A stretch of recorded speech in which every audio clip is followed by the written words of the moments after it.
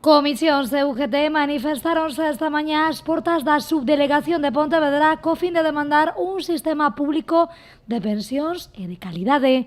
Un sistema onde, dixeron, aínda queda moito por mellorar. É o futuro, a viabilidade do futuro das pensións.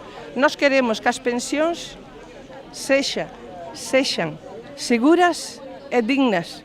Como se logrou desde o ano do Pacto de Toledo, cando se firmou no ano 95 hasta aquí. Que fixeron que despois dunha crise terrible, unha crise que sufrimos todos os españoles, os 9,5 millóns de pensionistas prácticamente apechugaran e sacaran adiante as familias, donde os seus fillos e netos e todo o que había perderan os seus postos de traballo, perderan as súas vivendas, que as tiñan hipotecadas e quedaron os fondos buitres con ela. Sin embargo, para nós non había nada, para os pensionistas non había nin para os traballadores. Unha concentración onde deixaron claro que o 30% dos fogares se sustentan cos ingresos das pensións e un acto onde tamén deixaron patente a necesidade da creación dun bono social.